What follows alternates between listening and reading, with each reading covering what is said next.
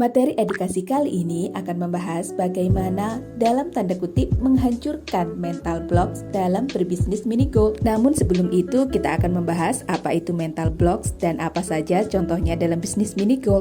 Bagi seorang pebisnis, memiliki mental yang positif dan semangat yang tinggi adalah suatu keharusan. Namun seringkali ada pikiran yang menghambat kemajuan kita yang disebut dengan mental blocks. Secara umum mental blocks bisa diartikan sebagai mental yang meyakini bahwa dirinya tidak mampu atau tidak berbakat untuk bisnis. Sementara seorang konsultan bisnis bernama Dedi Fitra Johor mendefinisikan mental block sebagai keyakinan yang rendah terhadap apa yang sedang dilakukan, sehingga tidak bisa bertumbuh dalam mengembangkan usaha. Oleh karena itu, penting bagi kita seorang seller mini goal untuk mengenali mental blocks itu sendiri dan juga mengatasinya. Menurut Asian Efficiency, terdapat 7 bentuk mental blocks. Yang pertama adalah self-doubt, yaitu perasaan ragu atau tidak percaya diri terhadap kemampuan yang dimiliki. Yang kedua, indecision, yaitu perasaan bimbang atau kesulitan dalam mengambil keputusan. Yang ketiga adalah fixed mindset atau biasa dikenal dengan pola pikir tetap atau pola pikir kaku. Orang yang berpola pikir seperti ini biasanya menghindari tantangan dan pekerjaan sulit karena mereka meyakini kemampuannya hanya terbatas pada bidang-bidang tertentu saja. Yang keempat adalah comparison, yaitu suatu kebiasaan membandingkan diri dengan orang lain. Kadang kita memang perlu melihat orang lain sebagai motivasi, tapi jika membandingkan diri dan akhirnya menyalahkan diri, itu yang tidak baik karena setiap orang punya prosesnya masing-masing dan seperti kata pepatah, bunga tidak akan mekar bersamaan kan? Yang kelima adalah uncertainty.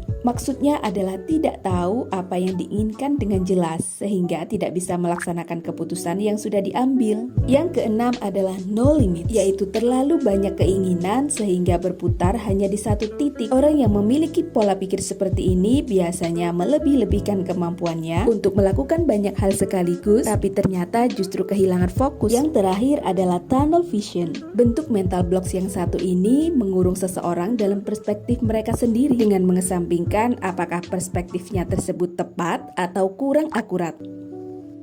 Jika tadi kita sudah membahas mental blocks dalam bisnis secara umum, sekarang kita akan bahas contoh-contoh mental blocks dalam bisnis mini goal. Contoh yang pertama dan mungkin sering dialami adalah perasaan bahwa aku nggak kreatif konten. Untuk mengatasi pemikiran seperti ini, kita perlu menyadari bahwa kreativitas itu bisa dilatih. Dan ketika kita merasa bahwa kita tidak memiliki skill yang dimiliki orang lain, sadarkah bahwa kita juga pasti punya skill yang tidak dimiliki orang lain? Jadi kita hanya perlu mengasah apa potensi yang ada dalam diri kita. Contoh yang kedua adalah perasaan bahwa aku nggak bakat jualan, padahal kita hanya perlu waktu untuk mempelajarinya. Karena nyatanya tidak sedikit juga orang yang sukses berjualan berawal dari tidak bisa jualan. Jadi jika mini goal ini adalah bisnis pertamamu, maka manfaatkan edukasi yang ada untuk belajar berjualan. Contoh berikutnya adalah stokku nggak lengkap. Kita bisa mensiasatinya dengan cara bekerja sama dengan tim. Yang penting kita segera action sehingga bisa menambah stok dari laba yang terkumpul.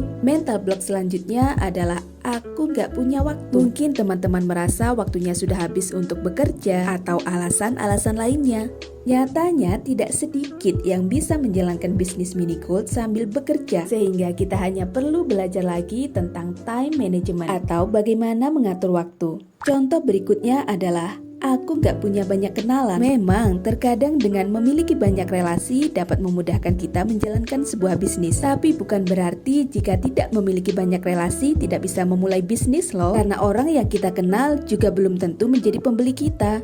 Dan kita juga masih bisa berusaha menjangkau orang yang tidak kita kenal dengan memanfaatkan media sosial. Contoh berikutnya adalah modalku sangat minim. Padahal untuk memulai bisnis mini goal cukup dari stok perdana yang teman-teman miliki, baik reseller maupun distributor. Dan perlu kita ingat juga bahwa modal tidak melulu berupa materi, bisa dari relasi ataupun kreativitas yang kita miliki. Contoh yang terakhir adalah kayaknya emang gak ada yang minat. Pertanyaannya, sudah berapa lama teman-teman promosi? Dan sudah dengan berapa cara teman-teman berpromosi? Kita harus yakin bahwa ketika ada penjual, pasti ada pembeli. Dan omset naik turun sudah jadi hal yang biasa dialami oleh seorang seller. Yang penting kita tidak pantang menyerah dan mau untuk terus evaluasi sehingga tidak semakin menurun. Ketika banyak orderan, mungkin kita bisa upload untuk testimoni. Tapi ketika orderan sepi, jangan sampai story kita juga sepi ya. Manfaatkan waktu yang ada untuk menambah edukasi. Yang penting, tiada hari tanpa promosi.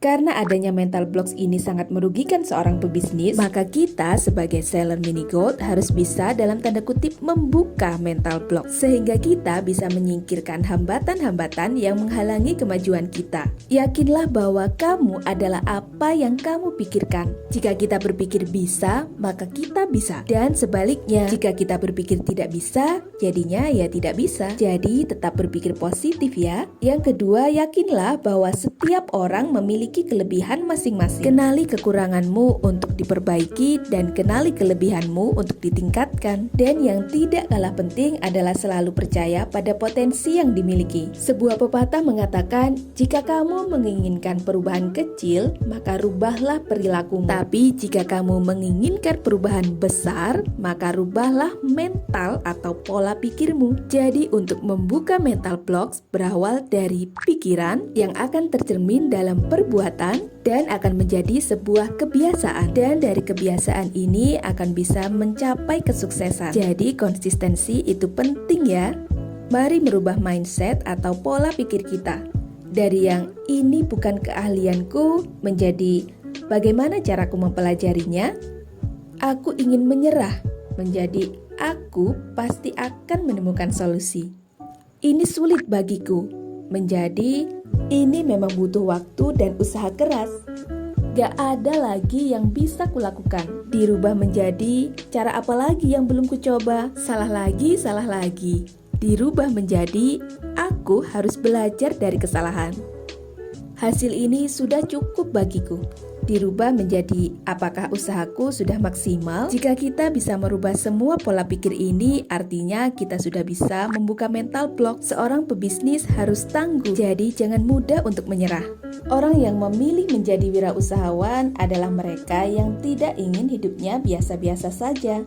Jika ingin sesuatu yang luar biasa, cukup jadikan pola pikir kita berbeda dari orang-orang biasa. Semangat bertumbuh!